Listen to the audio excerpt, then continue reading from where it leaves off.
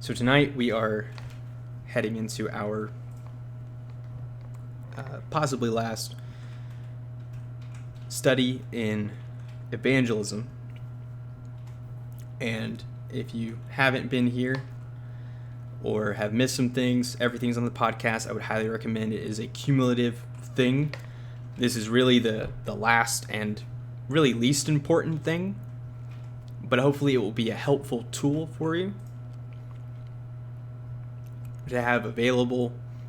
And me explaining these things to you tonight, what I'm going to explain isn't the same as being able to make proper use of them. I'm still working on that. You'll still be working on that. But the goal is to introduce you to the ideas so that you're aware of them and you can begin to commit them to memory and put them into practice. So what are these things? What am I talking about? Well, tonight we'll be going into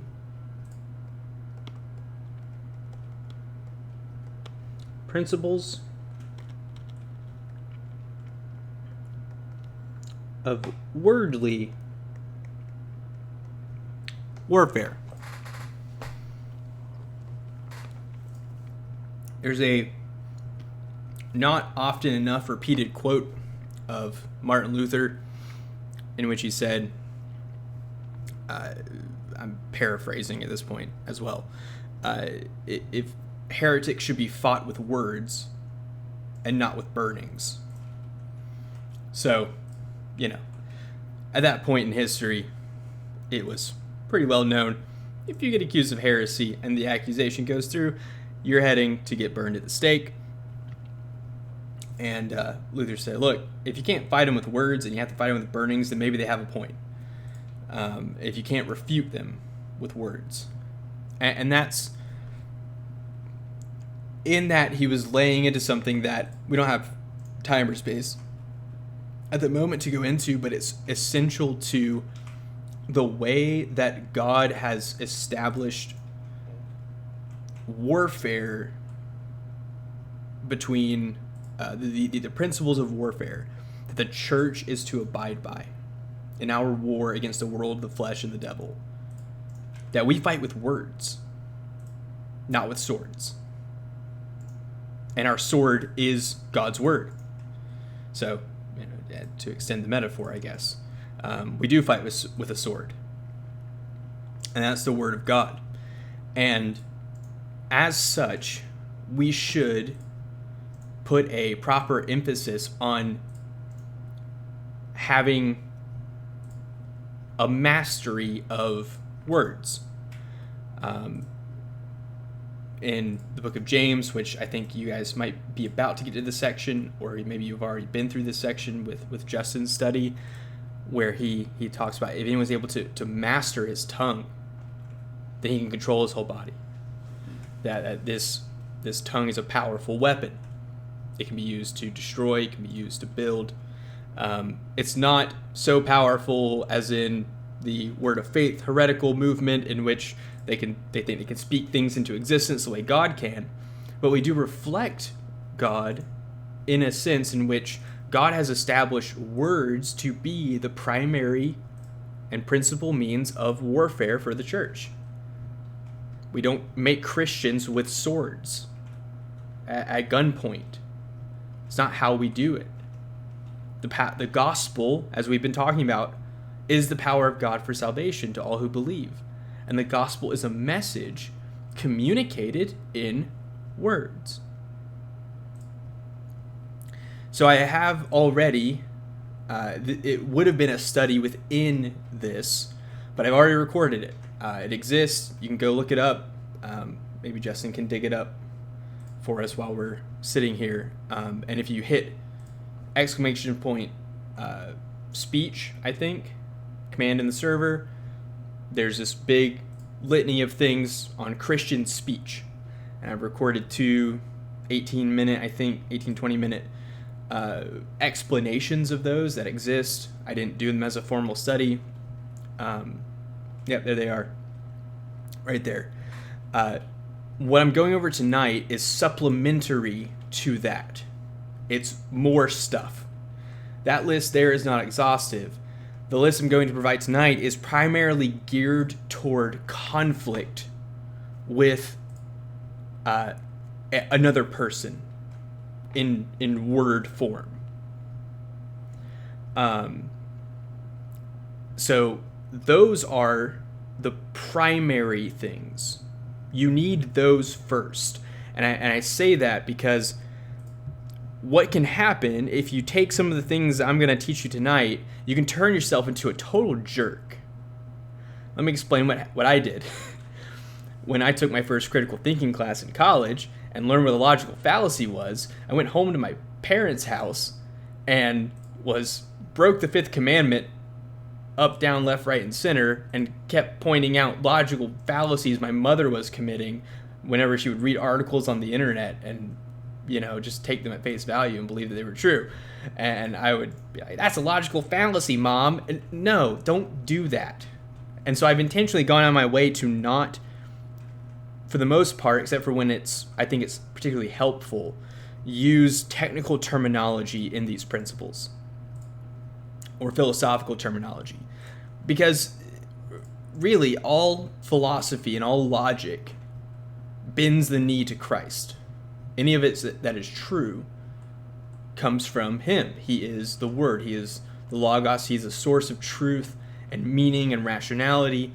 And we have to then submit those things to all of his teaching. And that's why I say those other things are primary, and those are the ones I would want you to focus on. And so there's all the links and stuff.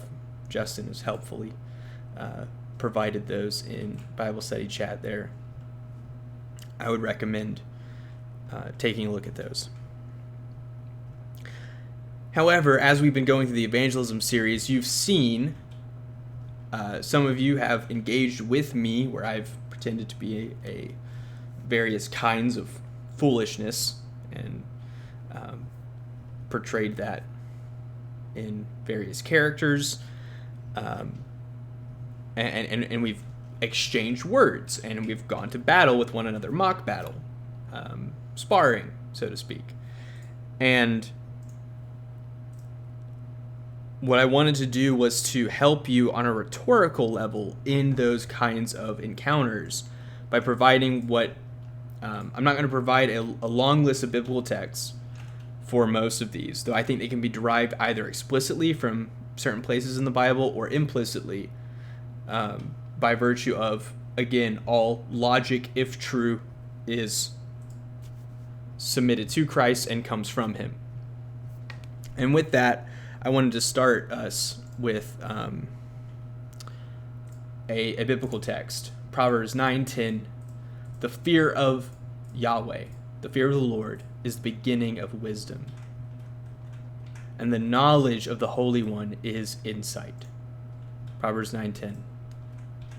The fear of the Lord is the beginning of wisdom, and the knowledge of the Holy One is insight. That means that if you want to be wise, if you want to be knowledgeable, you have to start somewhere. You need a foundation. We've been over this many times in different ways, through apologetics and now evangelism, but it has to be at the forefront. That anything that doesn't start with God as the foundation ends in foolishness, not in wisdom. Ends in ignorance, not in knowledge. That has to be your constant foundation. It has to be explicitly in the foreground of what you're doing. And so that is going to be the goal here. So the way that I've structured these principles of wordly warfare are as these just short statements. And so I'm going to jot them down as I go and then provide a little bit of an explanation. They're going to be rapid fire. This is recorded for a reason, especially tonight's. If I'm going too fast, this is because I'm doing it on purpose, because I want to try to get through. It's a long list. I've been kind of just jotting them down as I thought of them throughout the entire time I've been doing the evangelism study and presenting them at the end so that when we do engage in the mock sparring battles, you might see some of the tactics I've been using on some of you and some of the things that I point out afterwards. Hey, this is where you kind of you misstepped here, and I try to then apply one of these principles. Again, not all of these are just derived from an explicit text of Scripture, though I think I could find basis for many of them. Some of them are just examples of fallacies of logic that I am using non-technical terminology for in order to get the point across, hopefully in a more helpful way. Okay, that's a lot of introduction, but I wanted to try to make things as clear as possible before I just started rattling things off at a rapid pace. So here we go, rapid pace time. Our first one, and this is probably the most important one. If you get this one right, a lot of the others will fall into place. Define your terms.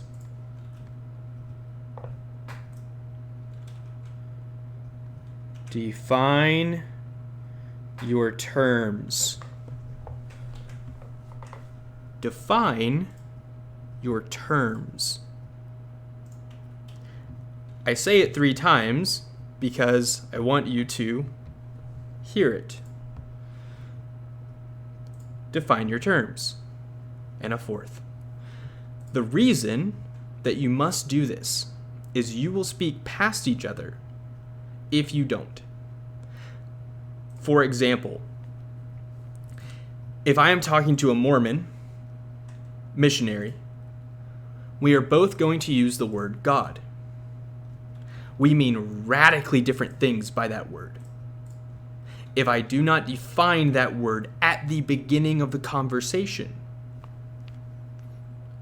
we will talk past each other the entire time. Your run-of-the-mill atheist on the street or on the internet or wherever, when you say God, he thinks probably of Sky Daddy with, bald man with a white beard. That's not God. That's not what you mean by God, I hope. Define your terms. You have to do this. You can't define every single term ever, but crucial terms to the discussion you are having with the other person need to be defined, and a definition needs to at least be agreed upon in principle, if not all the way through. So, for example, with the Mormon, I'll say, look, I think the God of the Bible is the triune God, and then I'll define the Trinity, and I'll say, you don't think that, right? You're a Mormon. What's your definition of God? And then he will need to provide me his. And then suddenly the battleground is now there. The reason why we are in 2 different religions entirely, the reason that they are considered a cult, is because they do not worship the same God. They worship a radically different entity. And so that is very important. Define your terms. Even with intramural discussions within Christian, let's say you're at Bible study, you're at Sunday school, you're at church, you're at the dinner table with your family, whatever, a topic of discussion comes up that's serious, whatever it might be, you must define your terms. Whatever terms are central to the discussion. What you don't do is define for me the word "the" or "is." You don't need to do that. Well, there are situations where the "is" of "is" relevant, but we're not going to go there. That's a completely different thing. But yeah, you must define your terms. Define your terms. Any term that is crucial or central to the discussion at hand, to the argument at hand, must be defined by both parties involved in order to communicate. All right, define your terms. Next, for every proof text, provide or demand a context. For every proof text, provide or demand a context. You may have noticed this when I'm teaching. I try to do this as often as I can. For the sake of time, sometimes I do it faster than I would like, but I try to maintain this as a standard within my own teaching to provide some measure of context whenever I am proof texting, which in topical teaching is a lot. That's the nature of topical teaching. It's funny, I've been doing topical teaching in the server for so long, you might think I enjoy it. I would prefer to just have a book of the Bible that I'm walking through. It's actually more difficult to teach on a particular subject because you need to run the gamut of the entire Bible in many cases and try to figure out what the whole Bible says about something. It takes a lot more work than just, hey, I'm just teaching through this book of the Bible and that's my focus and that's where I'm going to sit and this is my text. Sometimes I find several texts, like what happened last week, and I want to exegete as many of them as I can, which means I need to provide context for all of them at some level in order to do that properly. The other side of this is you need to demand a context for proof texts that are given. For example, an atheist says something along the lines of, you Christians are hypocrites because you think that homosexuality is bad, but you wear mixed fabrics in your clothing. First thing, do you know where both texts are, and can you provide to me the context of those texts? If they say they don't know where it is and they can't provide you the context, then you say, okay, well, let's look at it together. Let's actually put those texts into their context and read them in context. And suddenly, you do this with almost any accusation that comes from proof texting, and it disappears. It just completely disappears. 90, something-ish% of the time, I'm not going to stick another number on there because I don't know, the majority of the time that I personally have seen this occur, where an argument is made based upon a apparent inconsistency in the Bible or based upon a singular text, the second you stick it in its context and read that context around it, the meaning becomes clearer and the argument evaporates as a result. It doesn't actually support their argument. And now they need to either find new support for it or abandon it. Or just double down, and that's, doesn't work. But this is very important, and it's important that you don't proof text in a inconsistent fashion either. So if you're proof texting, and everybody proof texts at some level. Proof texting itself is not inherently bad as long as you understand the meaning of the text that you're using as proof. And this is primarily with discussions relating to the Bible, obviously. So this one is limited in scope relating to proof texting of the Bible to support an argument. But that is that principle. For every proof text, provide/demand context. Next one, and these are not, besides the define your terms, from now on they're not in any particular order. We're just going through my list as I thought of them. I wrote them down, and here we go. Keep your eye on the ball, or don't box the air. What does that mean? Well, you need to keep on track in an argument. Our natural inclination, so sinful one, typically, is if we feel like we're losing an argument, if we feel like the discussion isn't going our way, even if it's not in an argument, it is to divert away from whatever subject we feel like we're losing ground in.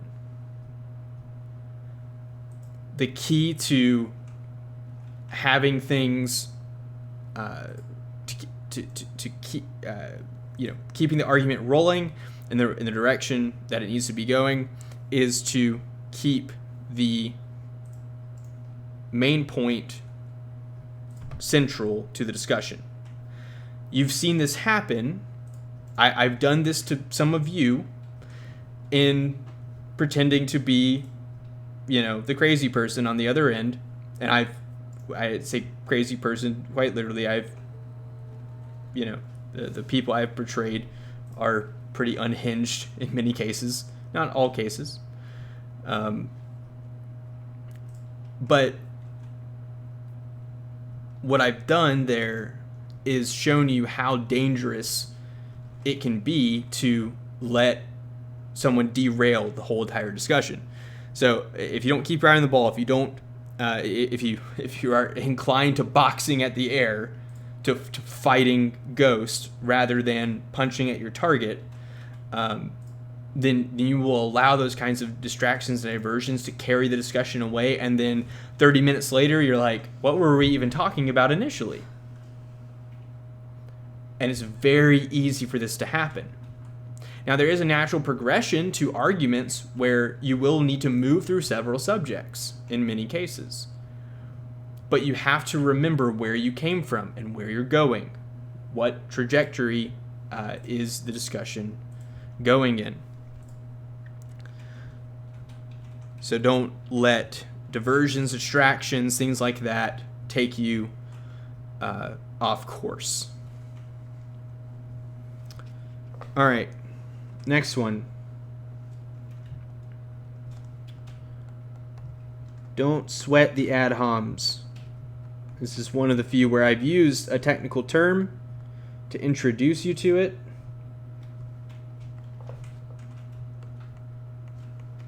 Because it's one of the more common ones that might get used on you. So you need to know what it is. And don't use the ad homs sometimes. Last one has a qualification because sometimes it's appropriate. So an ad hominem argument is one in which the character, something about the person, whether it's their moral character or some kind of personality trait or some kind of physical characteristic, is used as a reason why their argument is invalid, is not to be trusted. So, for example, I've done this again to you guys, is you're a white male, so you have no right speaking on XYZ subject. No, that's completely irrelevant to the strength or veracity or validity of the argument being made. But when that happens to you, so the principle isn't just about ad hominems. It's don't sweat them. Don't let that bother you. I love a quote attributed to Spurgeon. I'm paraphrasing it again because it's one that gets tossed around a lot, which is basically in response to people who were critical of him. They don't know the half of it, essentially. God knows how deep of a sinner you are, even more than you do. But you know how deep of a sinner you are more than anyone else does. And so attacks against the person, ad hominem, an attack on your character or personality or whatever, ignore it. It's irrelevant. And again, if necessary, there's a right response of, you don't know the half of it. Because the veracity and validity or truthfulness of what you're saying is not dependent upon who you are. Praise God for that. Now, there are situations in which an ad hominem is actually appropriate. So, I'll give you an example. We should not take moral cues from people who cannot tell us the difference between a boy and a girl.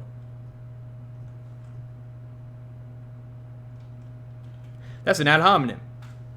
There's something about them, something they believe in this case, something that they get wrong, and I'm arguing that we shouldn't take their ethics seriously because they can't get a basic ethical thing right. Now, there's a principle that I'm going to bring up in a second that seems to militate against this kind of reasoning, but I'll explain when we get there. But yeah, so there's a place for ad hominems. There's a situation in which there is something about the person, about who they are, that actually invalidates their argument. Another example would be that here's one that came up between a friend and I the other day. We were talking about something else, and he pointed out we shouldn't be taking our cues on what is and isn't heresy from heretics. Because there was a guy who was arguing that someone's view on the Trinity wasn't sound, but he's a Unitarian. And it's like, we can sort this out between ourselves. We don't need the Unitarians coming in and telling us, what is and isn't Trinitarian heresy, when they are actual Trinitarian heretics. So those are ad hominems that end up being appropriate to a point because of the relationship between ethics and knowledge. There is a relationship between them. So in many cases, and you'll notice this as we go through, not all fallacies are always fallacious. Or rather, that doesn't make any sense. Not all things that are called fallacies are always fallacious. They're not always fallacies. They're forms of argumentation that can be irrational, but are not always irrational in every case. Some are, but not all of them. That's an example. Okay, next one.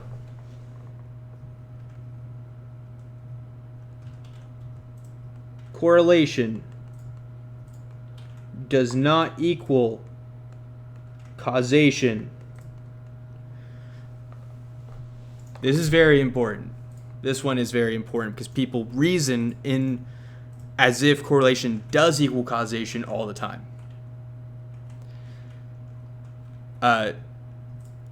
The soft sciences, psychology, sociology, for example, are dependent upon this being not true, that correlation in fact can equal causation. So what they'll do is, okay, we have a study of all of these people share this characteristic, therefore it must be caused by another common characteristic they have. This is actually irrational reasoning.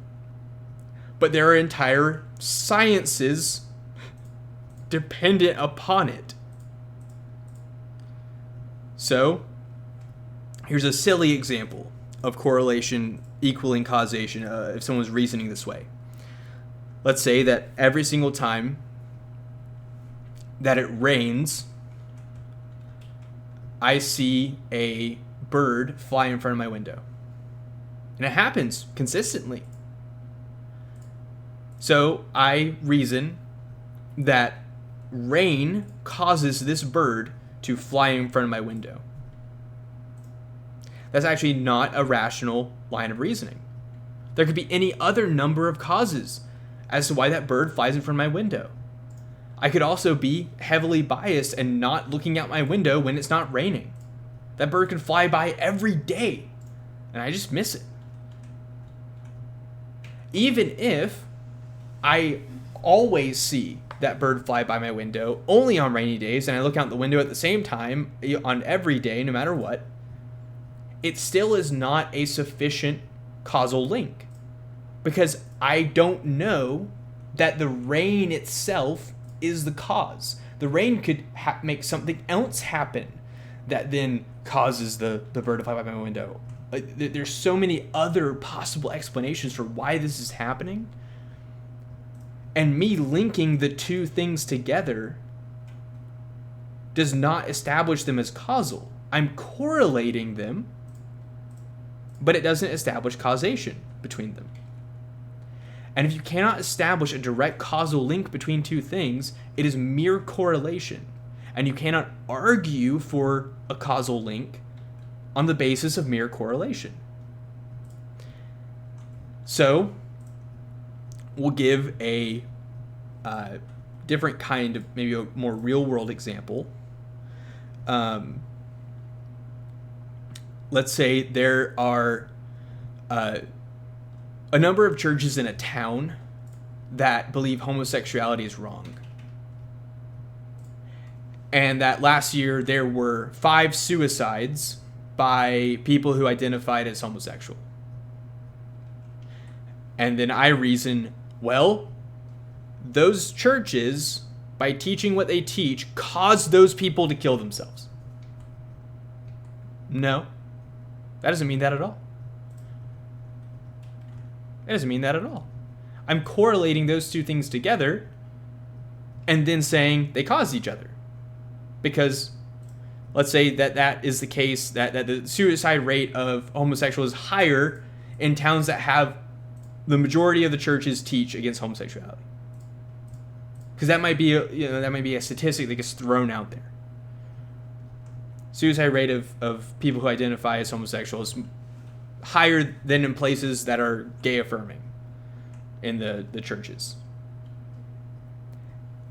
There's no causal link established. You can't draw a straight line between those two things unless you can demonstrate in some way that all of the people who committed suicide were listening to these churches condemn homosexuality, and then they all wrote a suicide note that said, I killed myself because they told me I was sinning.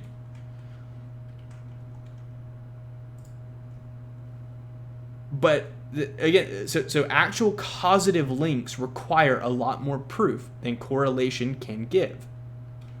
Correlation does not establish causation. It's a very important one. Next one.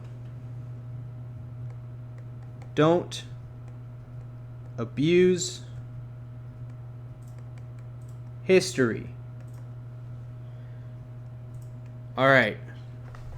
Everyone suddenly becomes a historian when you start arguing about historical events. And they haven't read a single history textbook cover to cover, and that's usually how that goes. Do not abuse history in your argumentation. If you don't know the history to a thing, don't act like you do. That's called lying. Okay, that goes back to our other Christian speech stuff. Principles of Christian speech. But don't let other people abuse history either. For example, if someone says that everyone believed something at a certain point in history, guess what? They didn't. And that no historian can actually prove this. Okay? So you gotta, don't let other people do this to you, and don't do it yourself. You say, or even a subset of people that identify with a certain group. So let's say someone says every Christian up until, someone says every Christian up until the Reformation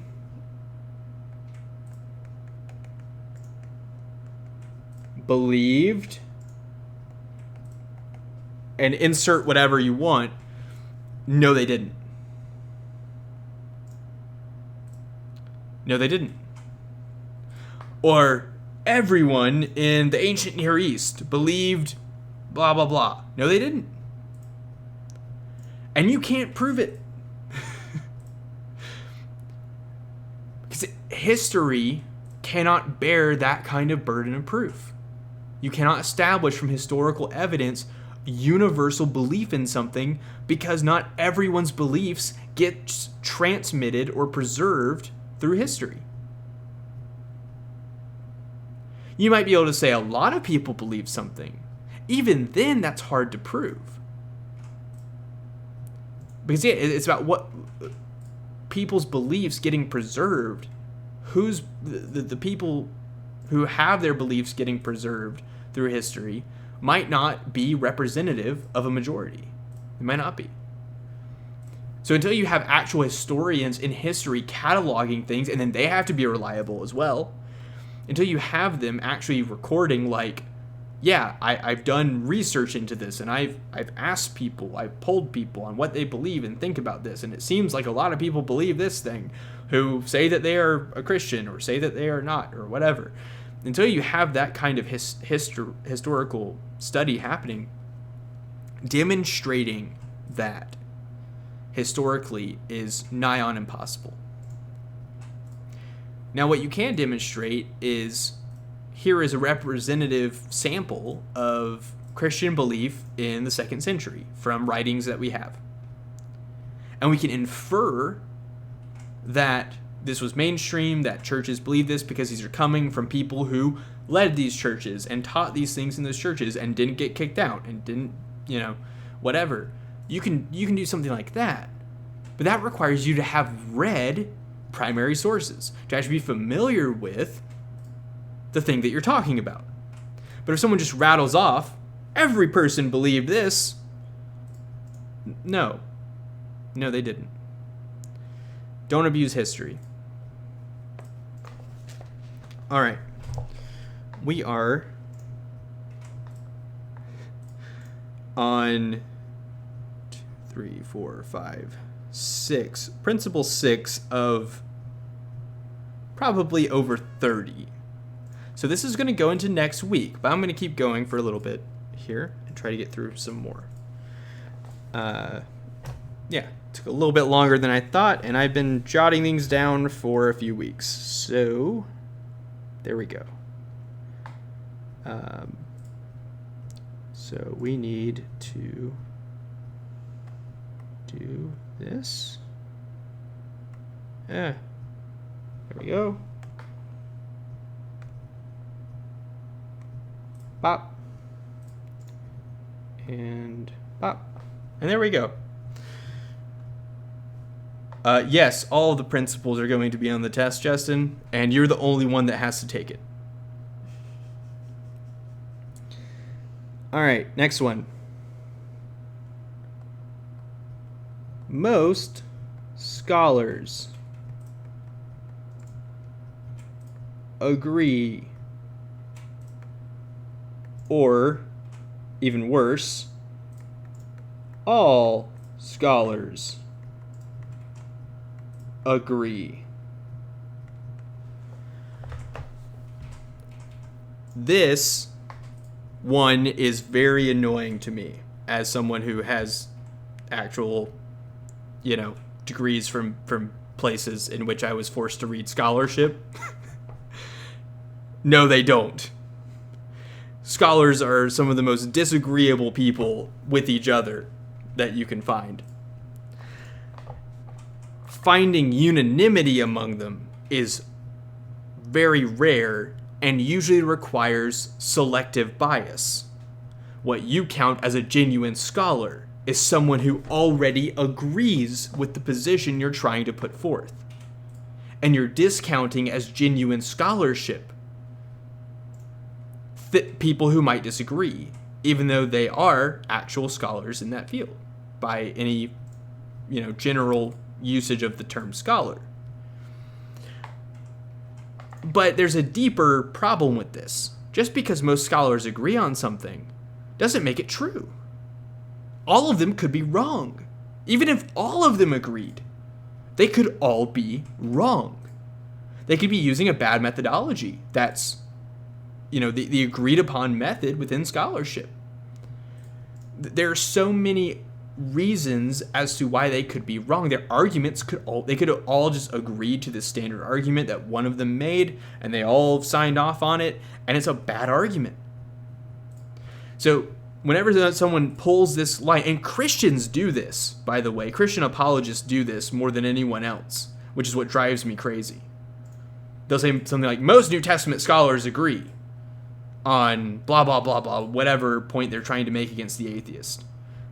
Stop doing that. One, no, they don't. You haven't read them all, so you don't get to say that. Try reading all New Testament scholarship. And if you just count that as a living scholars, you're looking at thousands of articles and journals and books, dissertations. If you count dead scholars, you're looking at tens of thousands of things to read, to find unanimity, or even a majority agreement. You haven't done that reading. Don't lie and act like you have. Do not use this kind of argument. It's not good. Even if it were true that most of them agreed on something, it doesn't make it true. You're trying to use a kind of tyranny of the intelligentsia against your opponent. You're trying to pressure them with an emotional argument that, oh, well, you're going against the stream of the people who have the degrees. So what? Who cares? They could be wrong. They could all be wrong. Just because they have degrees in something doesn't make them right. It might make them more well-read in the area than I am. I should take them seriously at some level if they actually have degrees that required genuine rigor. Not all of them do. But even if I take them seriously,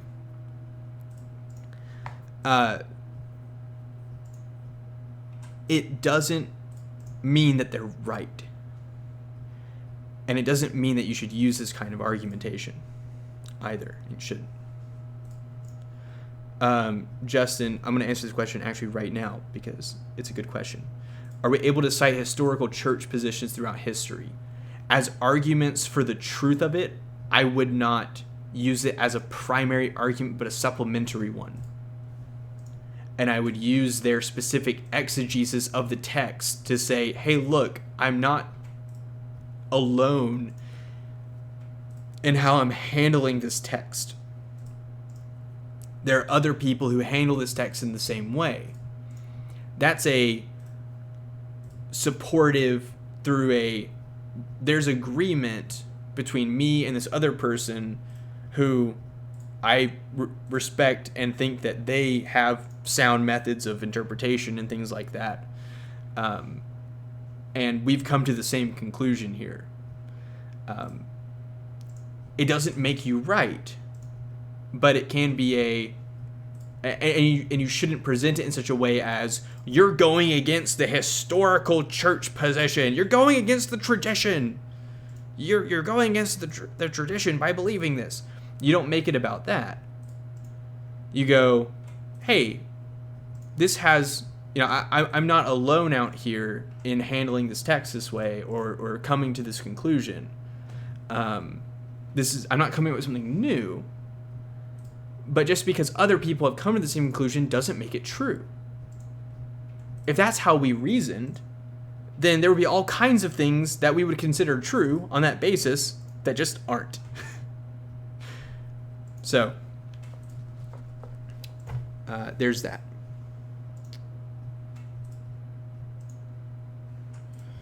All right. Next one.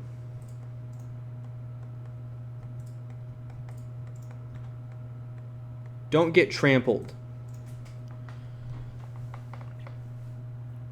Before I go to the next one, can we cite historians? Yes. So I'm not saying that you shouldn't cite scholarship, What I'm saying is that you shouldn't use scholarship in such a way as to try to appeal on an emotional level against the person.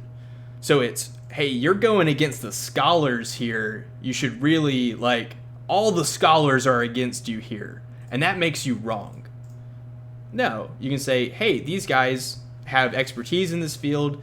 I think they might know what they're talking about, and they come to this conclusion. How do you deal with their arguments? So you need to not just quote them out of context, but quote their arguments for the position. So it's okay to rely upon other people's arguments if you find their arguments to be sound. But what you shouldn't do is try to dogpile someone with, well, look, all these scholars they just disagree with you. Well, all those scholars might come to their conclusions in different ways. And that matters, because some of those ways might be sound. You can use unsound methods and arrive at a true conclusion. It's the blind squirrel finding the nut. You arrived at the right conclusion by accident. Your methods actually should have taken you somewhere else. But you were inconsistent with them, or you applied them wrongly, or whatever. Or your tradition was more powerful, and you just, try to fit a square into a circle and think that you've succeeded. So it's not that it's, like I was saying, I think at the beginning, not all of these are fallacies, capital F, all the way through the rest of the word, such that they are always fallacious, but it's the way in which they're used or the way in which things are being argued for that makes them non-supportive. All right, next one here. Don't get trampled.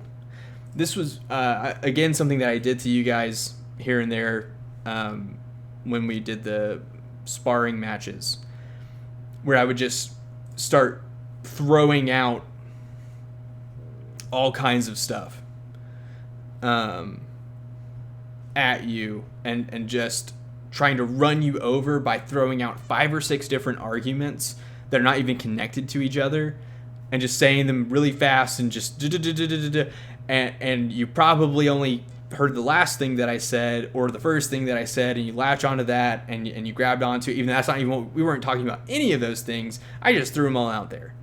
There's technical words for this, but I just calling it getting trampled.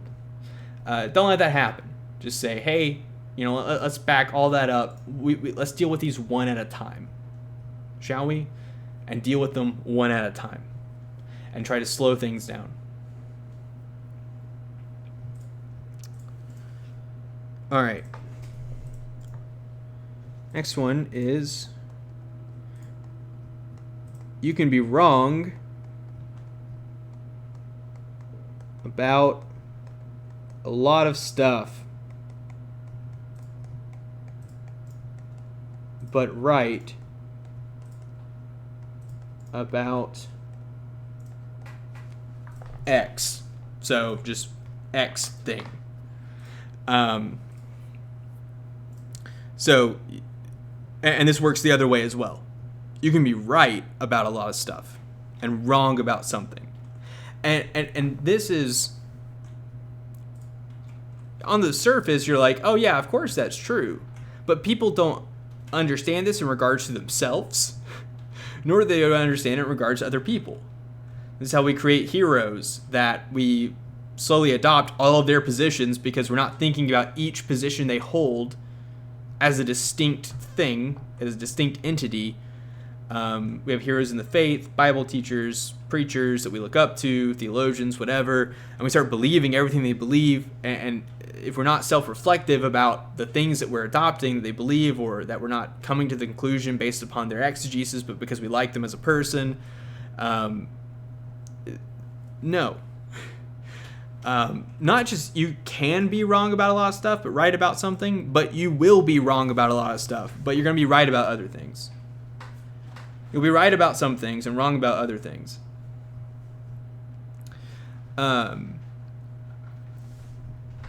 Keep that in mind. And someone being wrong about a lot of stuff doesn't make them wrong about other things, even within a related field.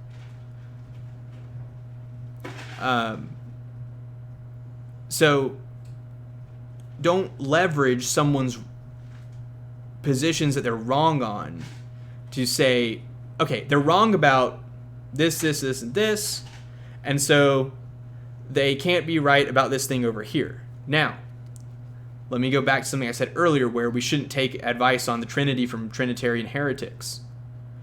That's relevant there because the thing they're wrong about is relevant to the thing that they're trying to be right about. Or, like I said earlier, where we shouldn't take ethical cues from people who can't tell the difference between a boy and a girl. That's because the thing they're wrong about is directly related and intricate to, or integral, rather, wrong word. Talk for too long, you start saying the wrong words.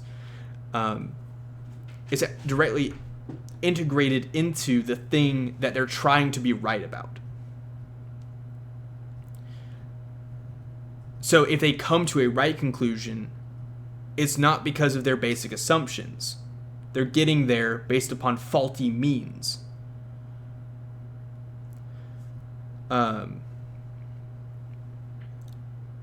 So you can be wrong about a lot of stuff, but right about one thing. You can be right about one thing, or right about a lot of stuff, wrong about one thing.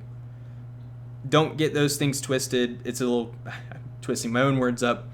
But keep that in mind when you're listening to anybody, even someone like if you think to yourself, man, I agree with this person on so many things, and so I have a hard time believing that they could be wrong about this thing that they're talking about right now. Well, don't have a hard time with that. Of course they can be wrong about that thing. They might be wrong about some of the other stuff you think they're right about. Always be critically examining the things that you're hearing, even from people you trust. You can implicitly trust them and still be critically examining the things they're telling you with a fair and charitable mindset. And you don't have to adopt everything that they say simply because you trust them. And side note, if anyone ever is wanting to start a cult, don't teach any of the things I'm teaching tonight because it will make people leave your cult. So just, I guess, tips for future cult leaders out there. Because this is how people end up getting out of cults, is they start thinking critically. All right. Next one. No one is neutral. And you shouldn't be.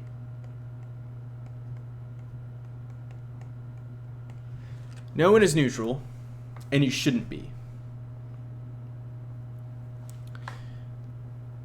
There is no such thing as a neutral position on any of the central ultimate issues of life. The existence of God. Agnosticism is a lie. It's not a neutral position. They're making a claim about God. When I say there is no neutrality or a myth of neutrality, that we can set aside our beliefs in ultimate reality and try to reason together on the basis of some kind of neutral proposition of logic. Logic isn't neutral. It has to hang its hat somewhere. It needs to be built on something. It needs a foundation. There is no neutral in the world. Jesus made this clear. You're with me or you're against me. You're my friend or you're my enemy. Now that's true about Jesus.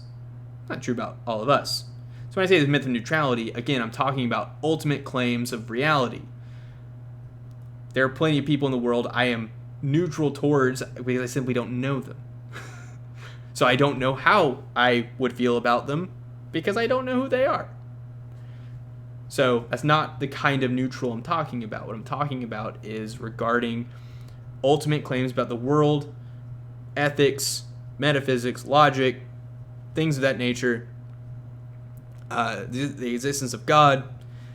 There's no one who's neutral on those issues, and there's no neutral territory that you can swim in together to try to sort out your differences in. Everyone has ultimate assumptions about the world they have to make in order to get everything off the ground. And the Christian is no different, and the Christian is the only one with the proper assumptions by which to make sense of the world, and so you should not be neutral. The second you pretend to be neutral, because you can't be, you're actually being hostile to your own Christianity. Because Christ makes a total authoritative claim over every area of your life, including your thinking. The fear of the Lord is the beginning of wisdom.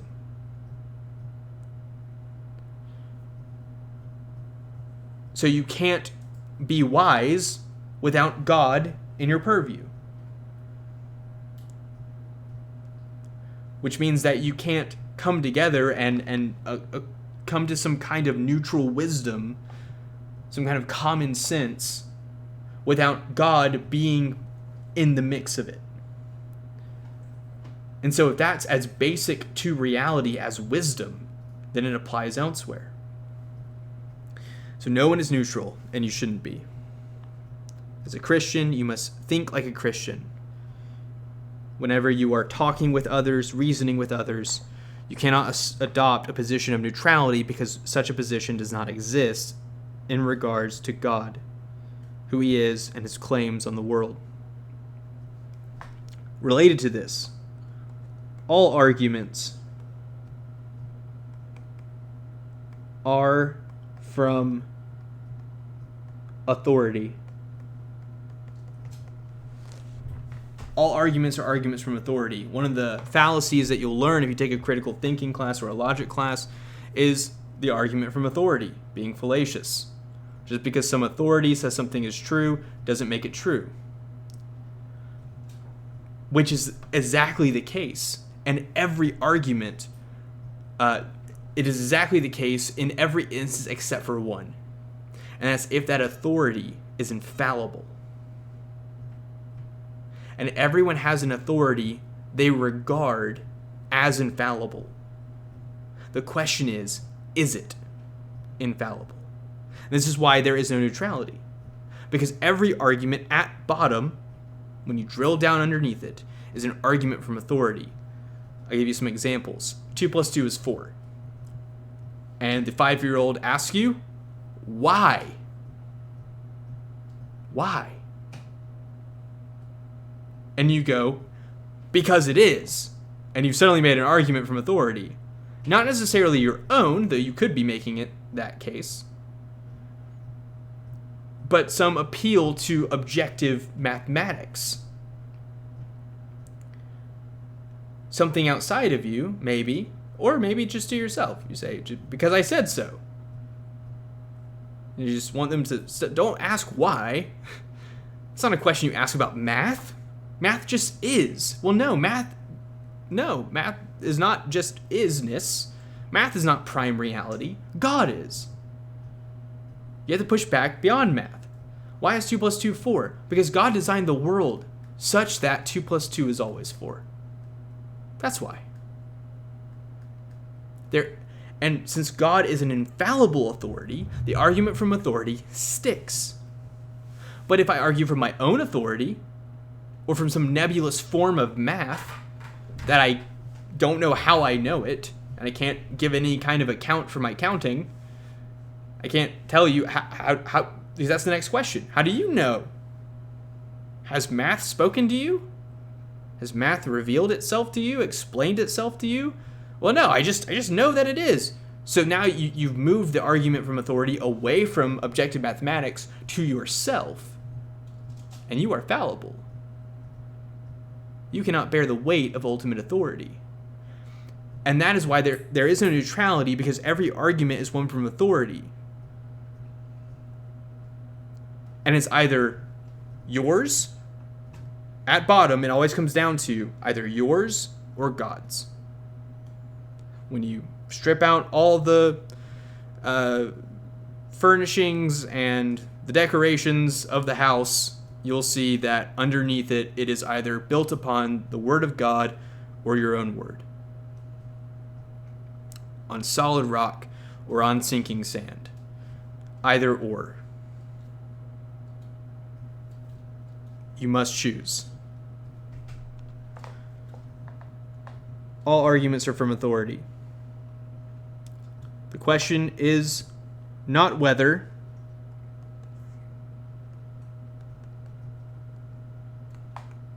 but which. This one is a general principle, but applies to my previous point. So all arguments from authority, it's not whether it is from authority, but which authority it's from. And can that authority actually support the argument that's being made? And those of you who have been around for a while have seen me implement these three principles together insofar as I have done, hopefully well. I don't know all the time because it's hard to know whether it's done well or not. But that there is no neutrality, all arguments are from authority, and it's not whether it is from authority, but which authority. But this not whether but which applies in other areas. Not whether we will worship, but which God we will worship. Not whether we will have an ethic, but which ethic we will have.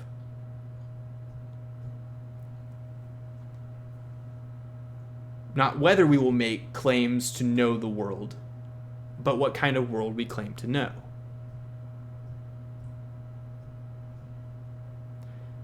Not whether, but which. This applies in many cases.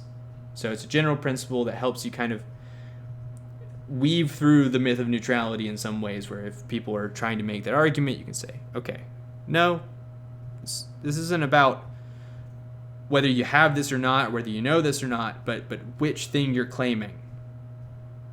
Because there is no neutrality.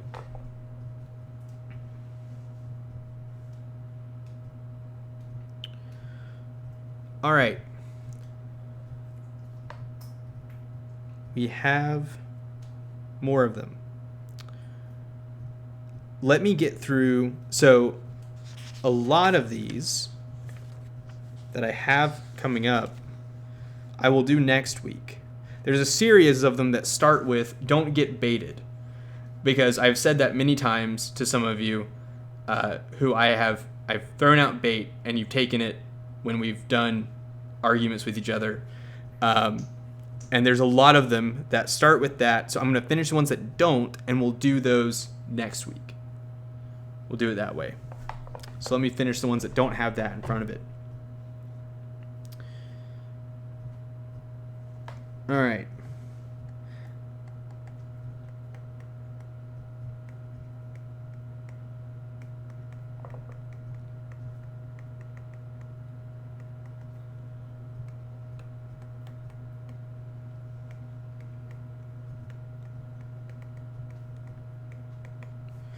Don't take yourself too seriously.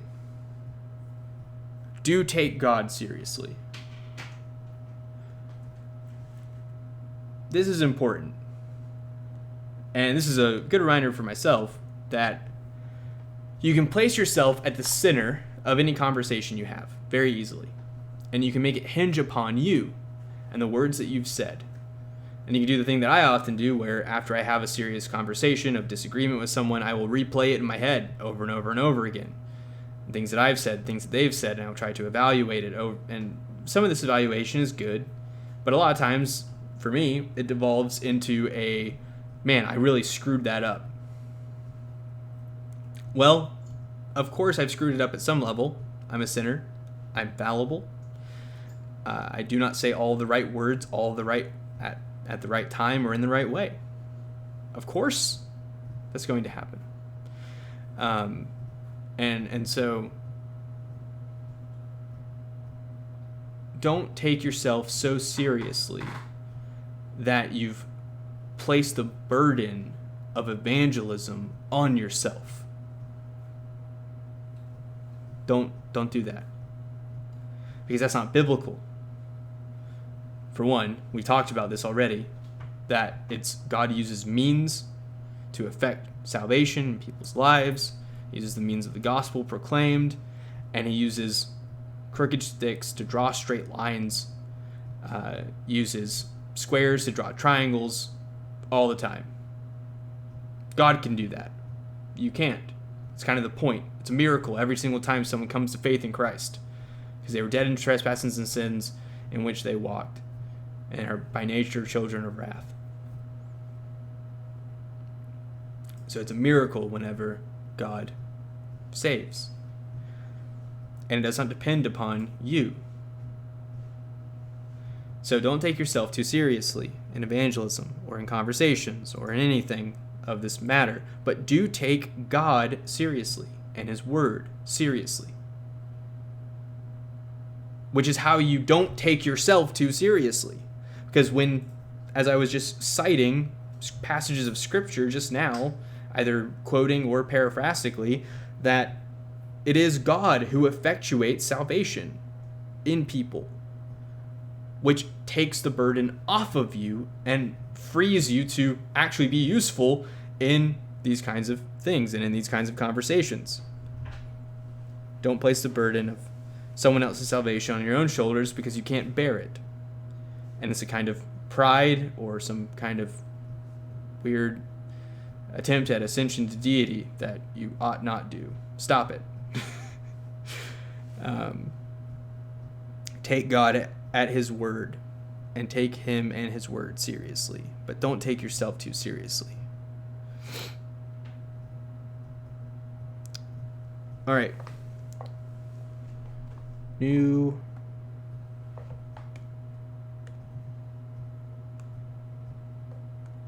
one. Here we go. I'm almost done. I promise.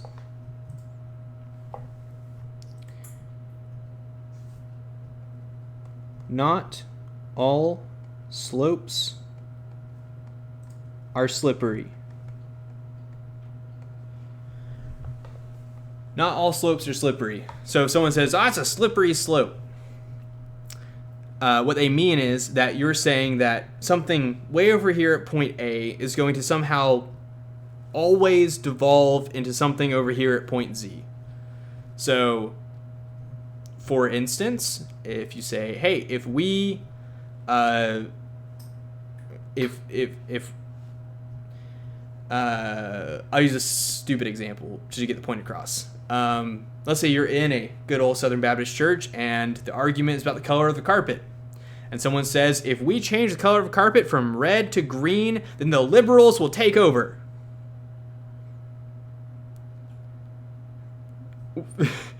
No, that's a slippery slope. And the slope is not, it's not evident that you will slide from point A to point B. There's no clear shot or clear line that takes you there. But not all slopes, so not all slopes are slippery. That is an example of a non-slippery slope. It's called the slippery slope fallacy because they're trying to argue it's slippery when it's not.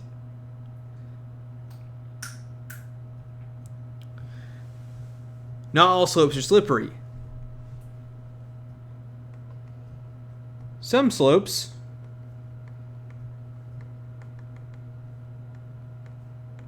are slip and slides into hell.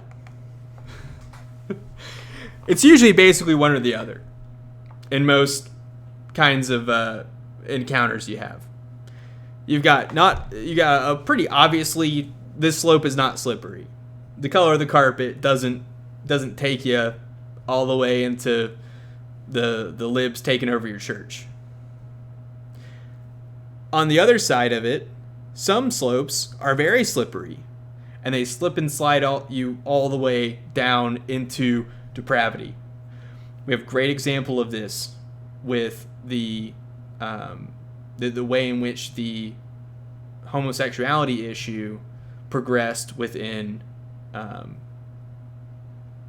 United States. So, there were people way back who argued convincingly, but unconvincingly to many people, hey, if we begin to normalize and accept this, it will devolve further into other things. We've seen that with the rise of transgenderism. And it will not stop at, let us do what we want, but will become, you must celebrate and embrace us. That's exactly what's happened. That slope was very slippery. So you can actually see that, you can chart that happening. And you can see how you could have argued effectively for each slide down the slope heading into the next one. So some slopes are very slippery, but not all slopes are slippery. So you have that. Two more. And I have finished all the ones that don't start with "don't get baited," which we'll do those next week because I've been going quite long, and I would like to do a encounter if we can, though it might not hit the recording depending on Justin's timetable. So next one, treat other arguments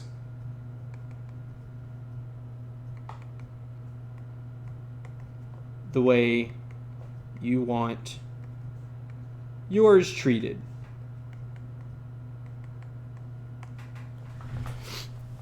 This involves a principle of speech from the Christian's principles of speech, where we talked about listening well. So that's involved underneath this principle, where you must listen well to what is really being said and to accurately represent the things that the other person is saying. An effective way to do this is to repeat back to them what you think they're saying and ask them, is that what you're saying? Sometimes people just say stuff that they didn't think through very well, and they might want to change it. So you can put the best spin on it you can possibly think of and say, did you really mean this instead? I think you meant this. The example I love to use all the time of this is Justin and I, the pastor that we were under when we went to church together years back now. One time he said, he didn't mean to, but he said to flee from Jesus and trust in Satan. Now, he obviously meant the reverse of that. And it would have been incredibly unfair and uncharitable if anyone in that room listening to him took that statement seriously to heart and went and walked down to the room in a fuss and anger. Because we knew what he meant to say. You need to treat other people's arguments in that way. If they misspeak, don't latch onto that and run with it and use it as a gotcha. Don't do that. Ask them, hey, I think you meant to say this, because people get flustered. They get upset. They get angry in intense conversations about religion. So be patient. Listen carefully. Represent them accurately back to them and say, hey, is this what you're saying? If you're unsure, ask. Don't assume. And treat their arguments the way you want yours to be treated, because you can then appeal to that if they begin to misrepresent you and say, hey, look, I've been trying to treat what you've been saying fairly. Could you give me the same courtesy? If they begin to misrepresent what you're saying. So, it's a basic principle based upon, you might recognize the, treat others the way you want to be treated. So it's an application of that to argumentation. All right.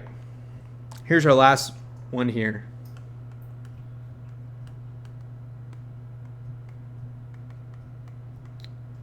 At least for tonight. We've got a lot more. I would love to do the rest, but there are a lot more. Lock and load your questions. So what I mean by this, some people say, that was a loaded question, and that's bad. Well, loaded questions are not inherently bad. Loaded questions are questions in which you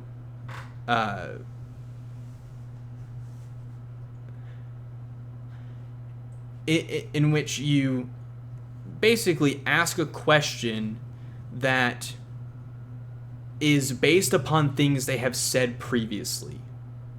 And you try to get them to admit to some kind of inconsistency by answering the question. So basically, if someone is an atheist, and I'm arguing with them back and forth, and we've gotten to a point where they've said something along the lines of, I think truth is relative or subjective. And I ask them, this is the classic gotcha, do you think that that statement is relative and subjective? That's a loaded question. It's a very loaded question. If they say yes, they've undercut their entire position.